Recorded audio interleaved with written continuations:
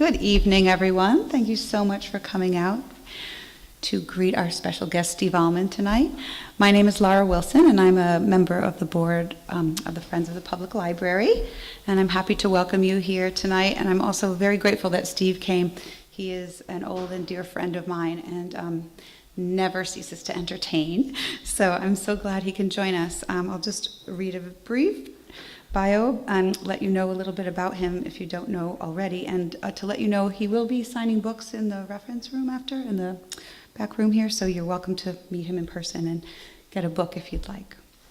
So Steve Almond is the author of 9 books of fiction and nonfiction, including the New York Times bestsellers Candy Freak and Against Football. His work has been published in a half-dozen foreign countries and anthologized in Best American Short Stories, the Pushcart Prize, Best American Erotica, and Best American Mysteries. Steve hosts the New York Times Dear Sugars podcast with Cheryl Strayed and is a regular contributor to NPR's Cognoscenti and Here and Now. Currently, he teaches in the Nieman Fellowship Program at Harvard. Steve's fiction and nonfiction come from a place of great integrity and humility. He channels his creative rants into provocative short fiction and essays that inspire us all to question matters of morality and authenticity. Steve's work reveals that honest self-expression is not only the key to our democracy, but the beating heart of our human experience. Please help me welcome Steve Almond. Okay, good. Let's not stand on formality here. What I'll mostly want to do is answer your questions. This book is more or less an attempt to answer a pretty basic, simple question: what the hell just happened to our country? And the answers are pretty complicated since it was a long time coming, I think. But I just want to read a few sections, and then I'm mostly interested in just taking questions, or perhaps people would just like to weep publicly, too. I do that often. The premise of the book is that as a species, we're a story-making species. That's how we construct meaning. That's how we understand the world around us and the world inside of us. And when the stories that we construct have a good intention, a noble intention, a merciful intention, like the Beatitudes, for instance, the Sermon on the Mount, then the outcomes are good. People's moral imaginations are enlarged, their humanity is enlarged, and they act in a more generous and kind manner. And by contrast, if the stories that they tell are bad stories, it's not a very literary word, not a very sophisticated word, but I mean stories that have a conscious or unconscious intention of blunting our empathy, of sowing discord, of trying to enlarge sort of personal power or profit at the expense of the collective good, then the outcomes are inevitably terrible.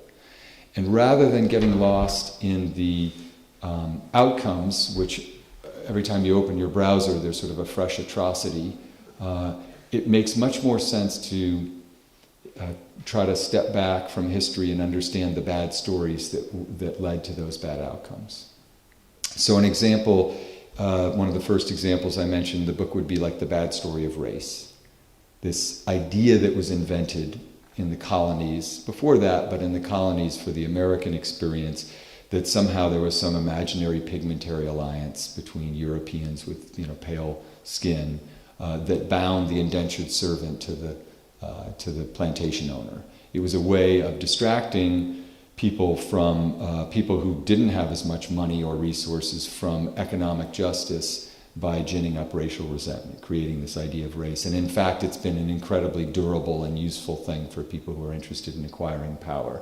It's a lot of what we discovered about what happened in the 2016 elections. Very easy to see in the case of slavery, for instance, or Jim Crow laws, but part of what we're seeing, for instance, down in Georgia is its own kind of more insidious example of that. Another bad story is the idea that America is a representative democracy, which was never true. All men are created equal and so forth, was written by a guy who owned people. It's a wishful ideal, but it has never been an actual reality in the United States. And the fundamental idea is if we're not going to trace it back and be honest about the origins of all these bad outcomes, then we're inevitably going to be vulnerable to the next bad political actor or demagogue that comes along. You can get rid of a particular political actor or demagogue, maybe, hopefully, But if you don't trace it back and start to undo some of the bad stories, you're still vulnerable. And the lens that I use, since I'm not an academic, I'm not a professor of political science, I'm not even a journalist. I used to be a journalist, but I stopped practicing as a journalist several years ago. I use literature. I'm a writer, so I use throughout the book novels and other writers to understand and interpret what's going on. So I'll read a little bit of what that sounds like. As I struggled to make sense of the 2016 election, my mind kept spiraling back to one particular scene in American literature. Ahab, perched upon the quarterdeck of the Pequod with a prosthetic leg fashioned from a whale's jawbone. This is from Moby Dick, obviously, right? And there appears Ahab. His leg has been fashioned from a whalebone. The captain has come to announce the true nature of his mission, which is not economic in nature, but deeply personal. He seeks revenge against the whale that maimed him and exhorts his crew with a soliloquy Trumpian in pitch, if not diction. Here's what Ahab has to say. All visible objects are but pasteboard masks. He's kind of roaring. If man will strike through the mask. How can the prisoner reach outside except by thrusting through the wall? To me, the white whale is that wall, shoved near to me. Sometimes I think there's naught beyond, but 'tis enough. He tasks me, he heaps me. I see in him outrageous strength with an inscrutable malice, sinewing it. That inscrutable thing is chiefly what I hate, and be the white whale agent or be the white whale principal, I will wreak that hate upon him. Talk not to me of blasphemy, man. I'd strike the sun if it insulted me. That's not even the subtext of every presidential tweet. It's the actual text. By which I mean that he's always, everyone, it doesn't matter, just find an enemy or somebody. I would strike the sun if it insulted me. Tweet, hashtag. It is this volcanic sense of grievance that fuels Melville's saga, that binds the crew of the Pequod to their leader. Ahab's quenchless feud seemed mine, Ishmael tells us rather helplessly. Who can blame the kid? Ahab is something like a natural force, a vortex of vindication, as mighty as the beast he pursues. And I'll just skip ahead just to ruin the end of the novel for you. We're in a library, so I feel I can ruin an American classic for you. They chase the whale for 4 years. They find the whale. It does not go well. The whale kills everybody involved, including Ahab, with the exception of Ishmael, who survives by clinging to this coffin that's made of American wood. Symbolism alert. Melville is offering a mythic account of how one man's virile bombast can ensnare everyone and everything it encounters. The setting is nautical, the language epic, the allusions biblical and Shakespearean, but the tale, stripped to its ribs, is about the seductive force of the wounded male ego, and how naturally a ship steered by men might tack to its vengeful course, to which the collective world of women says, tell me something I don't know. Okay. The plot of Moby Dick pits man against the natural world, but its theme pits man against his own nature. The election of 2016 was, in its way, a retelling of this epic. Whether you choose to cast Trump as agent or principal hardly matters. What matters is that Americans joined the quest. Whether in rapture or disgust, we turned away from the compass of self-governance and toward the mesmerizing drama of aggression on display, the capitalist id unchained, and all that it unchained within us. Trump struck through the mask, and it was enough. When I started writing this book in the months after the election, I was furious and frightened, worn down by decades of disappointment, and determined mostly to launch harpoons at those I imagined to be my adversaries. I'm struggling in these pages to see Trumpism in a different light, as an opportunity to reckon with the bad stories at the heart of our great democratic experiment, and to recognize that often embedded within these bad stories are beautiful ideals, like all men are created equal, right? And even correctives that might help us to contain the rage that has clouded our thoughts. I've taken Ishmael as my guide here, for while it's true that he falls under the spell of Ahab's folly, as did I.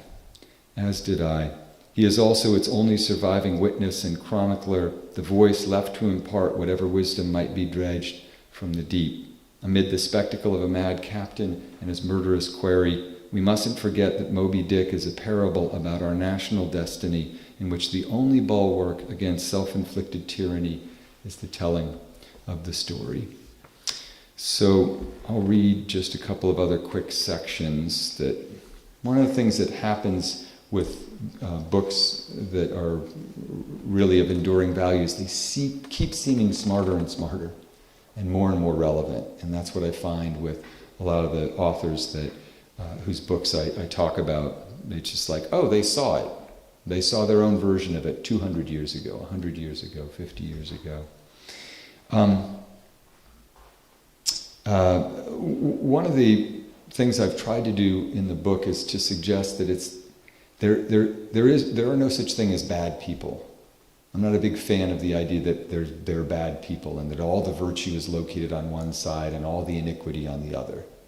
I think we get into a lot of trouble. I think what I say is everybody, all human beings, as a part of the human arrangement, are filled with good stories and bad stories. And they're always doing battle in some way. And we get into a lot of trouble when we start to think of personally or sort of our political coalition as having the franchise on goodness or decency or whatever else. People are complicated. So here's something that sort of speaks to that. We now know that many voters, especially older whites, haunted by the terror attacks of 2001 and a rising demographic tide, are willing to see the rights of Muslims, immigrants, and people of color abrogated. But so too there are Americans who look upon these abrogators as an unruly mob, impervious to moral logic, angry, armed, and dangerous. And as we sort ourselves into like-minded communities, both online and off, the divide widens. Politicians and media executives, marketers and algorithmists mine this division for profit, presenting visions of the other side so monstrous that we retreat into the psychic comfort of our own righteousness. One of my journalism students captured the crisis quite succinctly in the form of a question. What do you do if, no matter what you write, the reader won't believe you? It's an epistemological crisis. I thought about how new the precept of the Enlightenment, science, reason, equality are within the flickering span of human history. Perhaps the regression of our fourth estate is just a visible symptom of some much deeper moral regression in the body politic, a return to ancient superstitions. Perhaps we yearned for a style of leadership that rejected enlightenment altogether, that affirmed our primitive impulses. Perhaps we authored a story in which the resurrection of the American spirit required the shuddering of the American mind. I hope not. And I want to just read one more little bit, and then we'll just take questions and have a conversation in this beautiful library with Henry David Thoreau peeking over my shoulder and saying, "Really? That's all you got? Emerson? Okay, well, there it is. Thoreau's in the other? Okay. All right. Over where the Thoreau rug is? Okay, gotcha. All right, well, Emerson's probably not too impressed either. So this is just a little story that I think speaks to kind of this idea of trying to dispel. I wasn't interested in writing a book that sort of set out, that was just aimed at, sort of one part of the American population. As a country, we're all responsible for the kind of government and leadership we have. You're responsible regardless of what your actions are. I think especially responsible are the 104 million people who didn't exercise their franchise in the last election, but I think all of us in our own way have to take some responsibility. On the day after the election, I went swimming with my son Jude. We were in Florida. This is the day after the presidential election. We were in Florida at a writing conference, and on the way to the hotel pool, I spotted a young father with his daughter who looked to be about 3. And at this time, I had a 3-year-old too. She was seated on the chaise lounge next to her dad, happily munching on potato chips. "Let's not have any more snacks," the dad said. "It's going to be dinner soon." The girl continued to feed chips into her mouth at a slightly greater clip, shoveling them in there. "Good luck with that," I said to the dad ruefully as I passed by. He laughed, and we felt that instant kinship shared by fathers of young, iron-willed daughters against whom we know ourselves to be essentially powerless. Some minutes later, my son pulled me to his side in the shallow end of the pool. "Look at that man," he whispered. "Look at what he's wearing." I glanced up and saw the young father with whom I just shared a moment of levity, a bright red "Make America Great Again" hat perched on his head. Jude wanted me to react with horror, I think, or at least indignation, but I had no idea what stories had led this guy to put on that hat. I knew only that he was a father like me on vacation, an American on vacation, and at the mercy of his lovely daughter. To make any further judgment about him would be a failure of moral imagination. The real question then is, what stories guide our fellow citizens? How have these stories led so many to squander their franchise, to accept the idea that we can be united by those who sow discord, or made great without admitting what, in our weakest moments, we are? Amid the constant prod of monetized distraction, can we slow down and start to connect the dots between our compulsive consumption of entertainment and the degradation of our public discourse, between the bread and circuses and the corrupt leaders? Can we activate what the writer David Foster Wallace called the deep need to believe? If we're ever going to get out of this mess, we can no longer fritter away our passion on tribal contempt. We have to fight in a new way. We have to be the fools in charge of forgiveness. And I'll read one more just little paragraph that tries to elaborate on that point a bit. People sometimes get a little bit frustrated when I say that, talk about forgiveness. The story of America is in some ways quite simple. We're a nation born of high ideals and low behaviors. The land of all men are created equal and slave labor. We've been engaged in a pitched struggle ever since between greed and generosity, between the comforts of ignorance and the burden of moral knowledge. Nobody knows how the story ends because we haven't written it yet. We know only that it belongs to us, our actions, our convictions, our doubts. We can pretend that we live apart from those who suffer, that we owe them nothing, but I can't think of a single story, at least not one I could find in a church, one I would read to my children, that accords with this view. Okay, so that's all I'm going to read, but I'm delighted to answer questions if people have them. We can also just kind of sit in a stunned silence for a while. Fine with me. Probably not as much fun as answering questions. I have a question. Yeah. Actually, I have about 40 questions. Okay. Well, limit yourself to one if you can. I limit myself to one. And it's a pretty basic question. In my lifetime, I was born in 1957, so I've witnessed the presidential elections from Kennedy on. Yeah. And I find a pattern that progressives do a really terrible job of telling stories, and conservatives do an excellent job of telling stories. Hmm. The only exception, honestly, that I can think of is Barack Obama, who really didn't have a hell of a lot to offer as a politician other than his story. Hmm. And he got elected and was enormously popular, although he says not as popular as his wife. My question is, do you think that there's something inherent in the two political sides Yeah. that make it impossible for one side to tell a coherent story? I will give you the example of Hillary Clinton, who had how many years to think of a story? Yeah. Never really did. Okay, so yes, I do think that in terms of storytelling, there's a distinct advantage that it's asymmetrical warfare in our political discourse for a couple reasons. One, because people on the left, generally speaking, are genuinely concerned with governance. And they also are much more reluctant to depart from the facts in a flagrant manner. Okay? But the real disadvantage they have is that when the story they have to tell about healthcare, for instance, is this story. We would like to appreciably increase access to healthcare amongst vulnerable populations by tinkering effectively with a mostly privatized healthcare system, providing subsidies, ... That's the story. They cannot, Bernie Sanders got a fair amount of traction saying everybody should have health care. But the central story is we would like to appreciably a better health care delivery, given the compromises inherent in the current system. The story that the right told was much more simple. The left wants to take over medicine, and when they take it over and it's run by the state, they're going to kill your grandmother. That was the story they told. Is that a good story? No. Is it an effective story? It absolutely is. There's always an advantage if you're willing to say to people, they're coming for your way of life, they're coming for your religion, they're coming for your guns, and they're coming for your granny.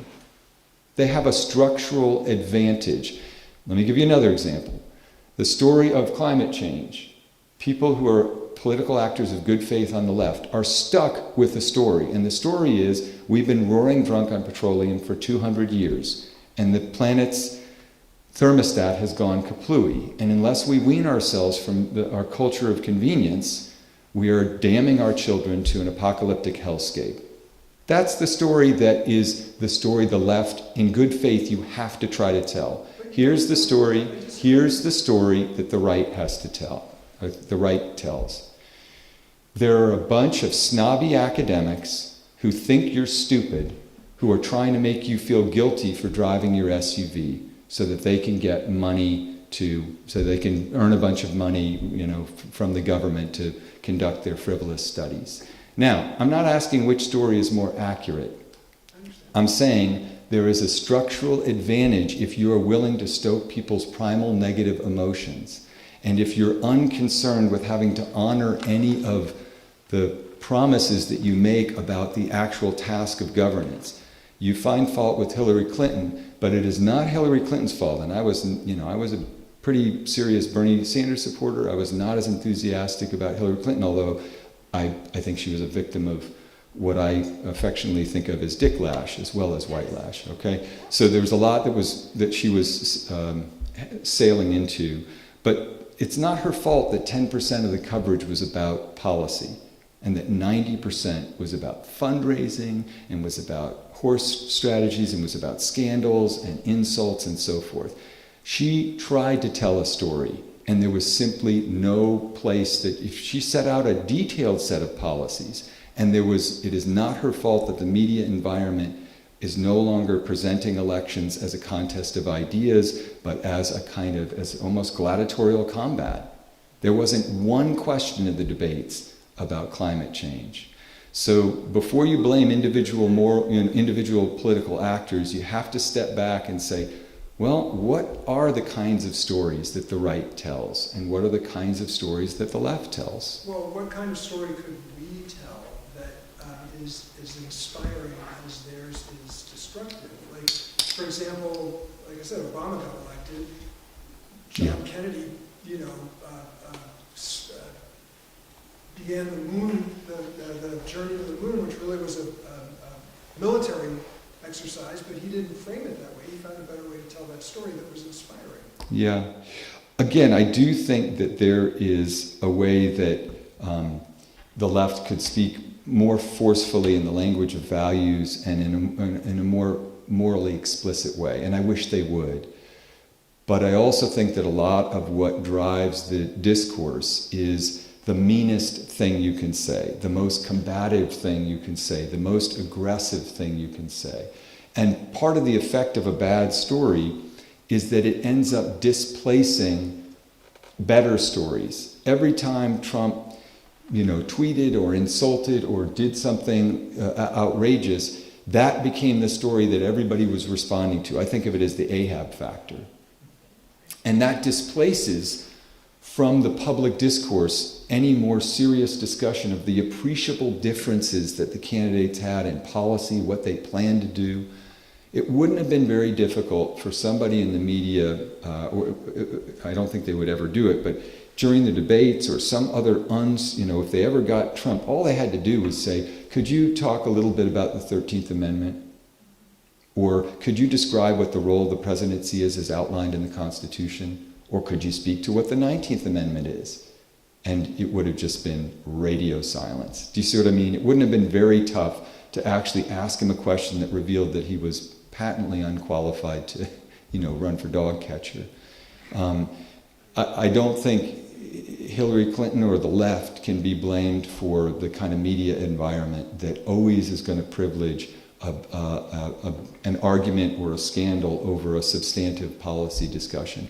Although I absolutely agree that the left doesn't do a good job of speaking forcefully. But part of the reason is because we are in this duopoly where they too are beholden to corporate interests. They're trying to wean themselves from it, but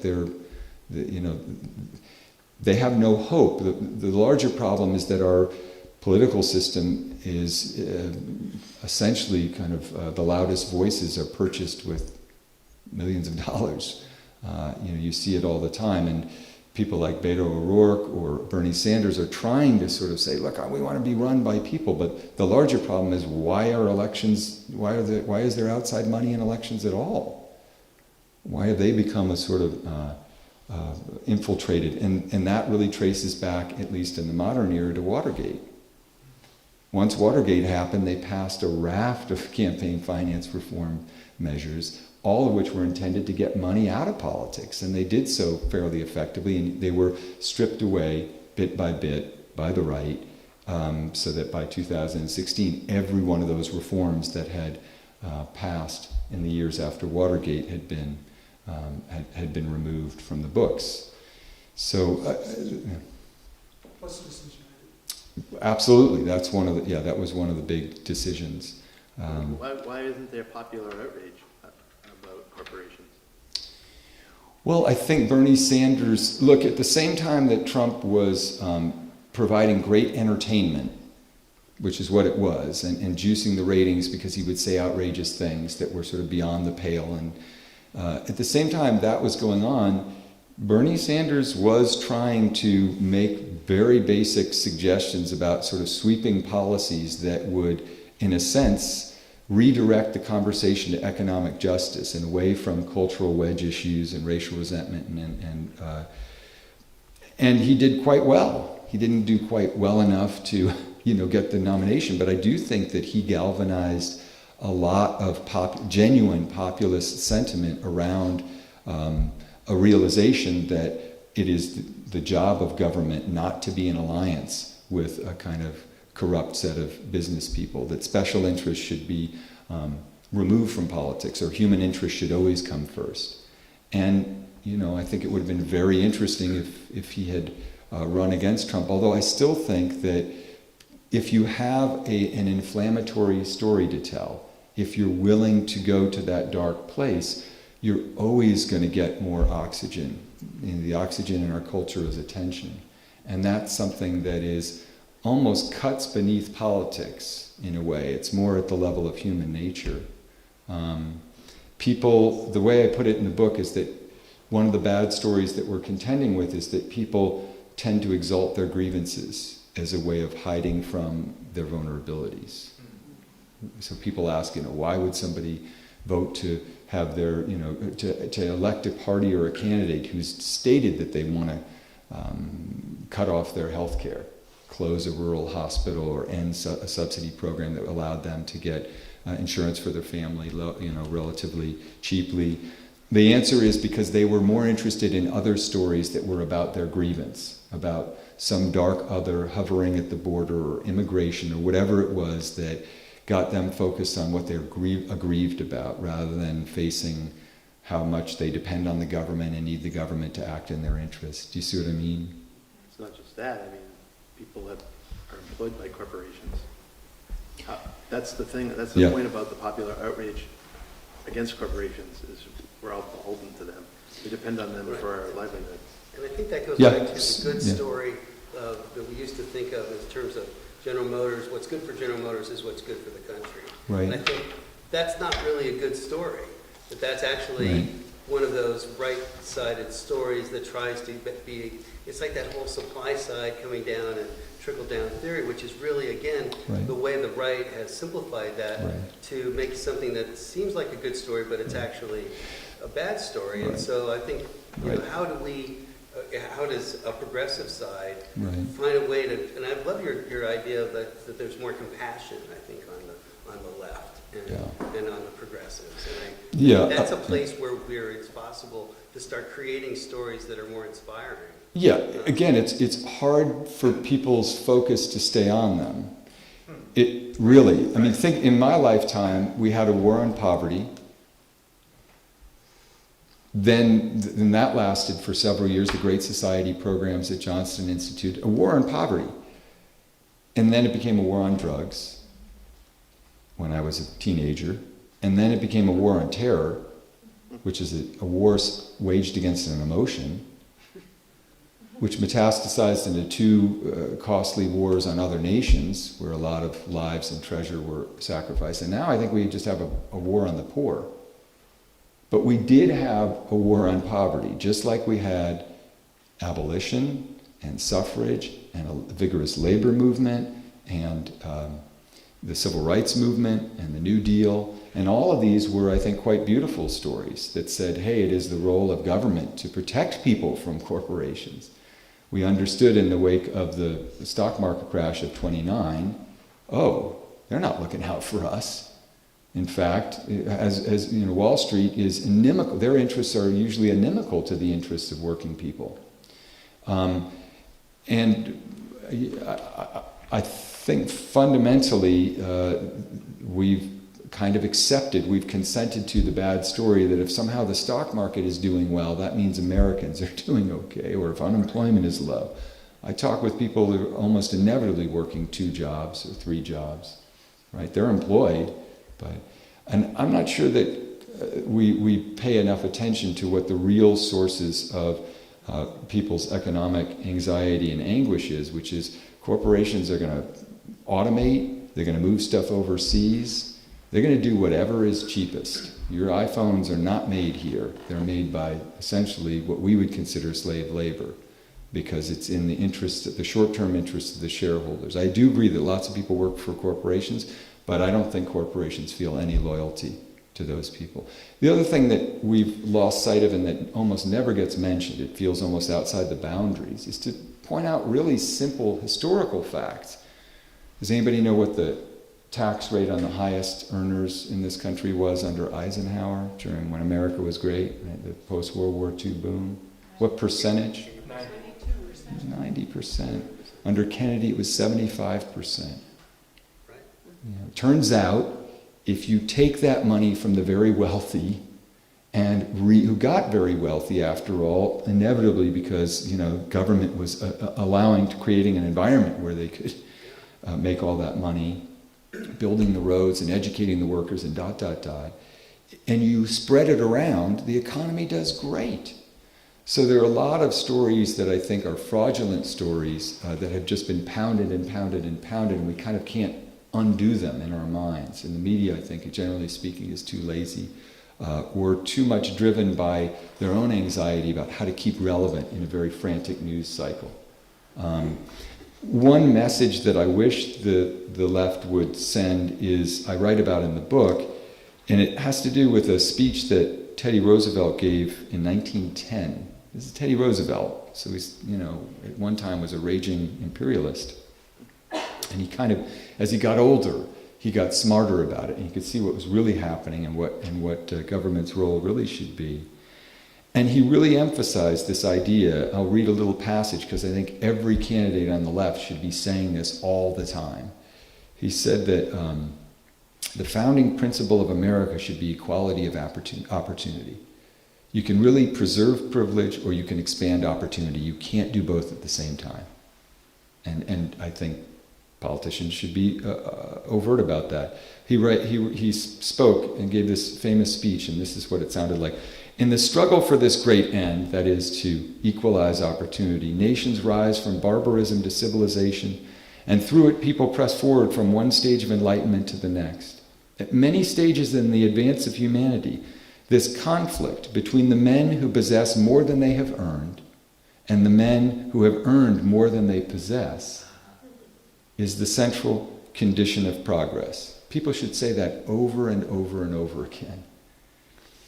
In our day, it appears as the struggle of free men to gain and hold the right of self-government as against the special interests who twist the methods of free government into machinery for defeating the popular will. Sound familiar?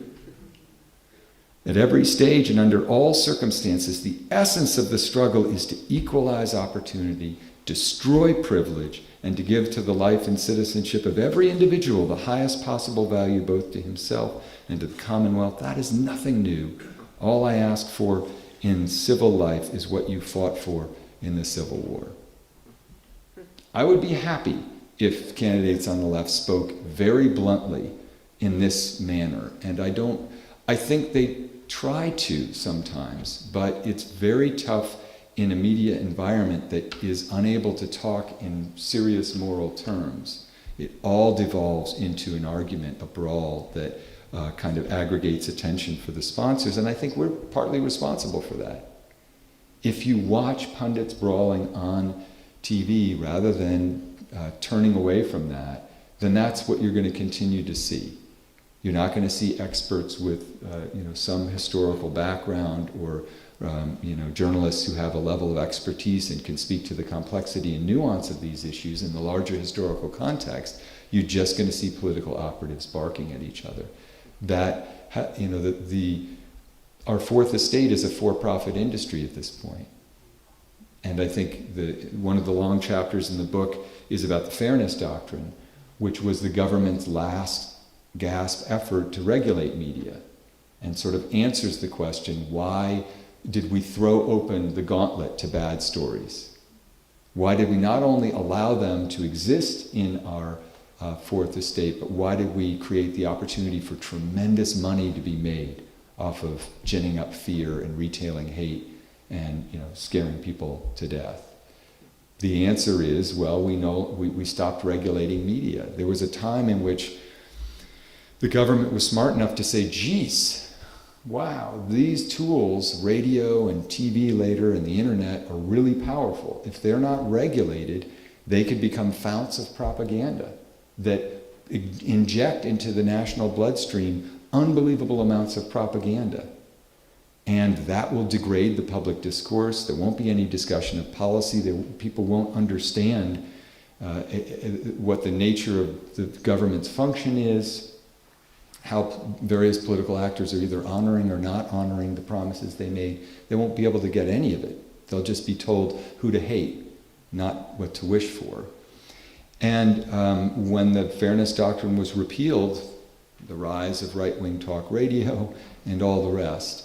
Following up on that, why does it necessarily follow that the removal of the Fairness Doctrine, kind of a governmental mandate to present good stories and bad stories equally? No, that's not what it was. Why does it follow that there is no outlet for good stories today?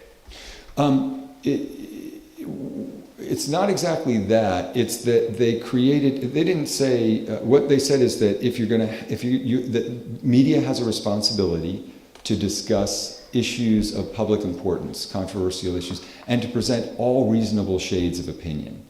So what it meant is you couldn't just have one opinion being broadcast 24/7, that people would have to be exposed to other ideas and other sets of facts. It was an effort to get rid of what we call echo chambers, to put a spoiler plate on propaganda, right? It wasn't an effort to say we're going to regulate exactly what people say. It just said you can't have Rush Limbaugh and his various compadres speaking on one channel for 24 hours straight, so that you can move through your entire day only hearing one version of reality.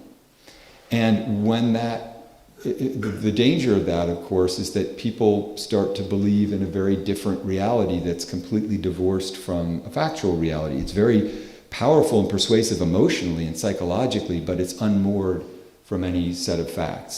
So that the debate about our healthcare bill becomes about some bad story, some made-up story about death panels, and there's no room for there to be a discussion of the benefits of that legislation. Although now we kind of get it. And it's been very interesting and kind of sad and just ironic in a tragic way to see all of the Republican candidates now saying, we're going to protect pre-existing conditions, when they voted over and over and over again to try to repeal the bill that safeguarded those, or the law.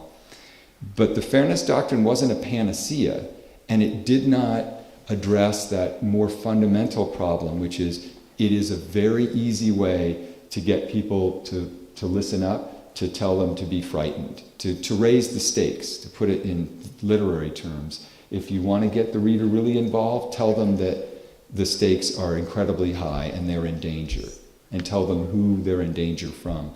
That's quite arresting. That's human nature. There's no way to legislate that out of existence, if you see what I mean. Yep. I hope you don't mind if I shift the conversation just for one question. Not at all. I'm a huge fan of Dear Sugar, and I want to thank you for being the original. Okay, Sugar. sure. And I just wanted to ask you, who do you credit for your development as someone who's really vulnerable, liberal, progressive? Like I think you're a very unique voice of a man in your age range. And I just was wondering, like, where does that come from? From reading, from your mom, from your family?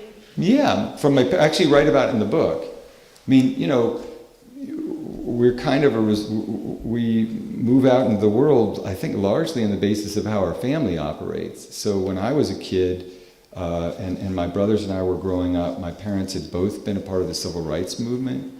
My mother's mother and father were communists in the 50s who were had their careers, at least my grandmother had her career, she was a school teacher in Harlem, basically destroyed by HUAC and the work of the House Un-American Activities Committee.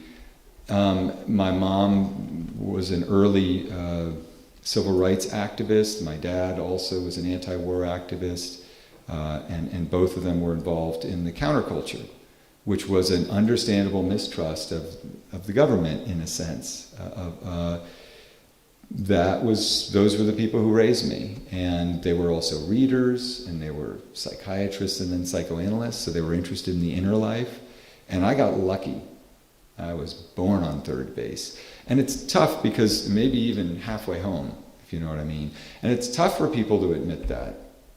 I get why people want to push away that idea, because it means that if you're a white male, as I am, who was born into a very lucky family, then you have to admit that even though you worked hard and showed lots of grit and went to a great college, I also had certain advantages that made it much easier for me. So I think people feel humiliated by that or exposed in some way, so they front about it. I don't see any value in that. It's just exhausting.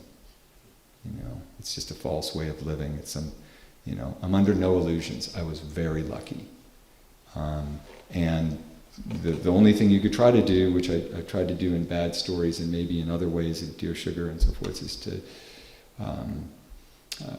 I think, have the decency to just tune in to people who were born into a shitty story, a difficult story, and to have a certain amount of humility about saying, we're just lucky. Everybody who's an American is really lucky, to be honest, having done a little bit of traveling. And I just think that we are squandering great opportunity. The tough thing is you think about all the things that we could be doing, and we're stuck in this set of stories that are so regressive and adolescent and maybe even infantile. And we got big problems to solve. The one person who recognized America's vulnerability, I think more than any other who was outside of the United States, was Putin. There's a whole chapter in the book about the bad story we told ourselves, which is that we won the Cold War. But if you're Putin, if you're Vladimir Putin, and you are a young guy who grew up in the golden, grew up idolizing the KGB and the Soviet ideal when the Soviet Union was in ascendance, and you saw it come apart, partly in an effort to compete economically and militarily with the United States, and you were actually there in 1989 when East Berlin goes down, the wall comes down, and you were having to hide all those Stasi papers, and you heard George H.W. Bush say, the greatest achievement in my lifetime is that we brought down the evil empire of the Soviet Union. That would kind of stick in your craw. And if your mission was to make Russia great again, you would say, well, I can't beat them militarily, and I cannot beat them economically, but I know how they're vulnerable over there. They're vulnerable to bad stories. And he probably also recognized that every empire comes down ultimately because of internal division. from the Incas forward, every single empire comes down because of internal division. People start fighting, and it becomes balkanized and weakened. And he saw it. I don't think he ever expected that Trump would win, but he could see that in a country where voter participation was 35th in the world, right, where 104 million people weren't voting, and only about 130 were voting, that with a media that already had a sort of set of propaganda outlets that would publicize anything that was inflammatory, that he could even stage a break-in of the DNC. And unlike during Watergate, where the reporters said who broke in and what were their motives, the Fourth Estate would essentially serve as his press agent and publicize one after another of the allegedly inflammatory emails or speeches that Hillary Clinton gave. I mean, he could see that America had really become susceptible, even more susceptible to bad stories. Always have been, but I think the Fairness Doctrine was a real point where the floodgates open. And he made a very shrewd investment. And I think he had I think of him as a geopolitical unicorn, because Trump's mission is exactly aligned with Putin's. He wants to degrade all the institutions that previously we looked at as liberal democracy's trump cards: a free and fair and vigorous free press, an independent judiciary, a law enforcement agency that was above politics. And you just look at what Trump's done, and Putin says, check, check, check, and he'll stand next to me and beta down to me. I mean, it's quite remarkable when you think about it. But another way of looking at all this is that it's our responsibility to try to, I think of Bad Stories as a book that's about faith, ultimately. That really what's happening is people are losing faith in their capacity to make a difference as citizens. And that loss of faith is being exploited, not just on the right, but on the left. As much as I love Samantha Bee and Jon Stewart and all those comedians, they are actually, in a way, profiting by our loss of faith. They're saying, you know what? Media is all crooked and ridiculous, and politicians in Washington are all hypocrites, and they can't tie their shoelaces. And they're all on the take. And that's really the same message as Trump delivered at his rallies, if we're going to be truthful about it. I think those are brilliant comedians, but what they're doing is taking civic dysfunction and our loss of faith, which is something we should feel real anguish about, as well as the manifest hypocrisy and corruption of our political actors, and they're making us laugh about it so that we don't get too upset. And I agree, I want to laugh about it, but I also think that if we lose a sense of anguish, in a way, we're kind of, it's being turned into disposable laughs. I think the left is sort of too often agreeing to view our circumstances as a farce, where the right is portraying it as kind of a horror movie. And neither is accommodating the view that we're a democracy that's in a lot of trouble. We have to fundamentally try to right the ship, and that if we don't, things are going to be really bad for future generations. That's a very frightening thing to try to contend with. I also think there are some stories that are fantastic that I wish I heard more about, like these teachers in all these red states who, even though they couldn't organize formally as a union, demanded a livable wage. That's an amazing story. Or the young woman in Michigan who realized that gerrymandering in her state was really fundamentally distorting the way that the political process should work, that politicians were choosing voters rather than voters choosing politicians. And she herself, grassroots effort, no corporate money, just her determination and whoever she could find to join the cause, she managed to get a referendum question on the ballot. And if it passes in Michigan, then there will no longer be congressional districts drawn by politicians in a partisan way, either right or left. They'll be drawn as they should be by an independent commission of citizens. That's a great story. That's we already just true in California. Right. I mean, it's, there are all these pockets of, and California also said, look, you're not going to enforce a sort of green economy laws, and then we'll do it ourselves. So there are these good stories, they just get drowned out. And I think as they get drowned out, we lose faith and become more dispirited, and that's by design in an odd way. The idea is really to not just depress the vote through voter suppression, but literally to just depress people and make them feel that they're the objects of history rather than the subjects of history. So I'm hoping that, as I've thought about it, I've realized, well, gee, I wrote the book and that's probably helpful, but it's mostly a book of ideas. What can I do? So what I've started doing is organizing workshops, because that's what I do. I teach writing. And, it's my own way of trying to just raise money for candidates and causes. And everybody should be thinking, well, what can I do? That's the proper response. I think we get into trouble when we just sort of become passive observers, hate-watching democracy's demise. Yeah, it's a loss of possibility. It does seem like a place of good stories that are happening, or like, for instance, these two women that have just won their congressional seats against the powers of, in New York and in Boston, Yeah. For their House seats. Right. And their stories are very much like the kind you're talking about, of Yeah. groundswell and Right. it's human rights and Right. doing the kinds of things that we can get inspired by. Right.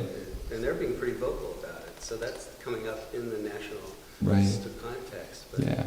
I think they're trying, it's so interesting. You have somebody like Elizabeth Warren, for instance, who spent a lot of her life really understanding the intricacies of how corporations try to work the system. She's really somebody with a deep base of knowledge, and her anti-corruption bill's brilliant. Totally common sense. Anybody know what's in it? Barely.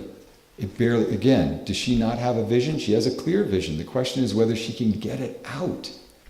On the night of the election, the babysitter that we had, because we were going to go out and have dessert, and we were hopeful.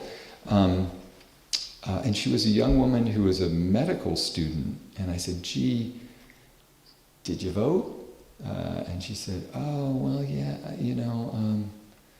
I didn't really vote. I'm from North Carolina. I didn't get my absentee ballot in time." And I said, "Well, gee, are you aware about where each of the candidates are? Because you're going into medical school. You're going to rack up a huge amount of debt, probably, and." The candidates have very different approaches to how your life is going to turn out. And she said, "No, I'm not sure about all that stuff." We somehow have to bridge that gap and sort of have a political discourse that makes people aware of what the stakes are for them personally. And that requires, I think, the Fourth Estate to try to correct some of its excesses and missteps, but it also just requires people to kind of turn to each other in church and say, "What are you doing?" I don't think somebody else is going to save us. I think it's people, individual citizens, because that's really how it's worked in the American story. Rosa Parks didn't stand up on a bus in Birmingham, Alabama, and suddenly the civil rights movement passed. Thousands, millions of people had to put their shoulder to the pendulum. Yeah. Where do you see the sanctuary movement now going forward, and the action that we should accept responsibility for compared to the actions that we might actually be able to do? Yeah. I think it's tough because in an environment like the one we're in, the way that immigration is discussed it starts at a place that's so merciless. There's no humility about it at all. And I lived in El Paso, I write about it in the book, so I had a front row view of what immigration looks like. And it's really simple. It's poor people trying to get some place where they have a better chance of feeding themselves and their family. 98% of the time, 99% of the time, sometimes fleeing violence. The way in which that has been turned into a kind of demonized makes it almost impossible to have an honest discussion about something, about that kind of issue. It's been so ridiculously and mercilessly and cruelly politicized that it's just a morally and intellectually dishonest debate. It would have to proceed from a place of a kind of hey, here's the appreciable effect of immigration. There is a chapter about immigration in the book, and one of the things it says is we've always had this crazy ambivalent relationship towards immigrants. We've had Washington saying, we want people coming to this country. If we're going to complete the project of Manifest Destiny, Western expansion, we need people who struggled to get out of their country without a lot of means and have that kind of perseverance and gumption to drive our national project. He understood that, and at the same time you had over and over and over again anti-immigrant sentiment against Italians, against the Chinese who were killed en masse, right, and virtually enslaved. Forget African American, that's their Caribbean countries. You had Italians, the Irish, the Know Nothing movement against Catholics. You had the New York Times calling for Sicilian immigrants to be lynched, the editorial board of the New York Times. This is nothing new. And the environment in which these debates are taking place are just very mean. There's no humility at all about the motives of the people who are attempting to come to the United States and their humanity. And it's evidenced by the fact that we feel okay, or we are consenting to a story in which families with little kids are being ripped away from their parents and put into some system of detention. And it's the kind of behavior that if other countries did it, we would call it terrorism. We would just be like, that's just a savage bunch of people who are thrown out of the League of Nations and the family of man. So. Can we make the good story about this, as you pointed out, as dramatic and as appealing and energizing as the bad story? I mean, that is not appealing to the lowest, and which does energize people, but not positive. Yeah. I think there are a lot of people who are part of the sanctuary movement who already are suffused by those stories, who understand the heroism of somebody who, a mother who travels 2,000-3,000 miles to flee a dangerous country to try to find a new life here. It's much more a matter of the constituencies.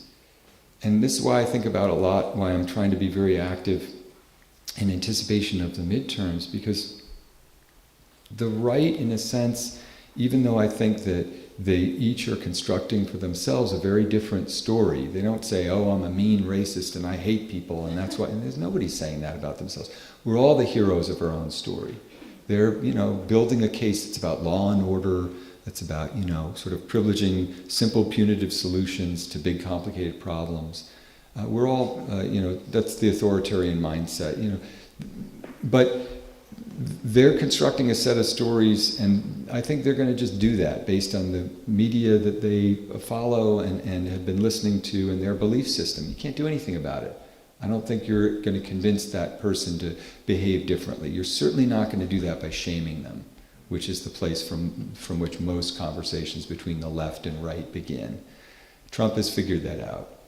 He'll say they're trying to shame you because they look down on you because they think you're they think you're evil and they're condescending to you, and that should make you more devoted to me and my way of thinking about the world. What I think has to happen is for us to try to reach out to people who are politically inactive or underactive, maybe I should say, and to somehow compel them to recognize that they have a stake in it. There's no reason the United States should have, a voter participation rate that's the 35th in the world. That's behind Greece and Turkey and Mexico. So those are the people I think that we need to expand the electorate. I'm a real believer that there are more citizens of good faith who want government to solve problems than there are people who want the government to kind of satiate their feelings.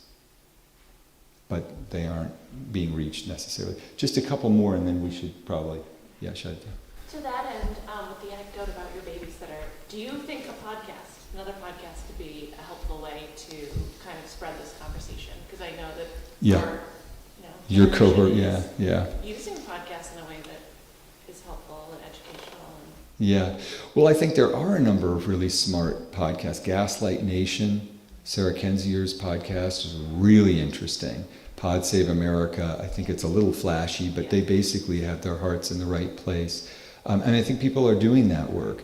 What I've tried to do is think about what can I do that feels like the best use of my limited power in the world and my temperament. And what I can do is teach workshops where I ask people to contribute $150 to some candidate or cause that they believe in, which allows them to do some research and recognize that there are other people who are doing this good work in the world. We shouldn't be so despairing. There are lots of people who are working on the sanctuary movement, who are working down on the border for civil rights, the ACLU, the Southern Law Poverty Center, and individual candidates who are quite inspiring when you hear them speak. You say, wow, I'll have some of that. Stacey Abrams in Georgia, or Beto O'Rourke, who are speaking in a more morally forceful, common sense way. So good, support them in whatever way you can. But it gets people, these gatherings get people excited because they realize that they're not just alone with a device, hate watching democracy go down the tubes, that there are people who still have faith and are trying to make a difference and are converting their understandable anguish into action. Because, feeling bad about something or sharing a Saturday Night Live clip online is not actually creating votes. It's not getting a better set of political actors. You have to get the better set of political actors before you can start trying to author stories where there's accountability for corruption in government, for instance, or where there is a discussion of immigration or the sanctuary movement that's more Christian, to put it kind of in simple terms. It's more merciful and more aimed at kind of humility rather than sort of law and order, and they're all sort of the dark other who are somehow going to take our jobs. And that's hard to do, and we'll see on November 6th, because if this isn't enough, I don't know, I'm fearful, but I'm also hopeful that people will convert that anguish and concern into a greater amount of political action. Take heart, early voting is way up in Georgia, up by 50,000 votes a day, Well, maybe that's the beginning of, people in a larger way recognizing they will literally disenfranchise us. They're trying to strip us. There is a concerted effort by one of the major political parties to shrink the electorate by any means necessary. They'll use anything at this point. And of course, that's kind of what they have to do. If you're a party with very unpopular policies, essentially plutocratic policies, and at this point, mostly just a single race base, then you have to find a way to shrink the electorate to win elections. Right? So we have to expand it. What do you think the goal is on the left? I hope it's to equalize opportunity. I hope it's to start to look at something like climate change and say, gee, we have the opportunity to fundamentally remake our economy. And if we don't do it, China will do it first. And, we're going to have to, that means there's going to be a disruption of certain traditional, our manufacturing base, right? Or the petrochemical companies. They're just clinging on to the last. They're going to wring as much profit as they can. And I think the left has to be bolder about saying, look, there are going to have to be some changes. And, now that we have the political power, we're going to be the adults in the room. The other advantage that the right has, I think, in a big storytelling sense, is they don't have to try to solve problems except for the donor class. They don't have to. If your mission is not to be a steward of the planet or of the population that's the most vulnerable, if you don't care about that, then you can just pass massive tax cuts. And when the bill comes due on them, you can say, now we need to cut Medicare and Social Security. Again, I hate to be cynical about it, but at the level of the political actors involved, that's what they're doing, kind of right in front of everybody's eyes. And they've had to create a set of stories that get people focused on racial resentment and immigration and this sort of turbocharged ethno-nationalism. But I'm hopeful that that in response to the right announcing who they are, that people who were previously less politically active will become more so, like me, And maybe like you, I mean, I wasn't working this hard during the election, the presidential election. I just was in Minneapolis and California. I did 2 of these workshops. On Sunday, I'll do another one.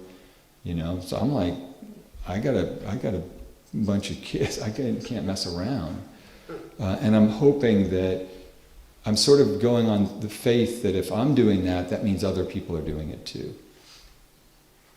And that's what democracy is. If there's an aggregate of people who are politically active, then it starts to, you get better political actors, and then it's possible for more realistic and compassionate stories to get told, and also just more factual ones. We start to actually try to solve problems rather than tell people who they should hate, right?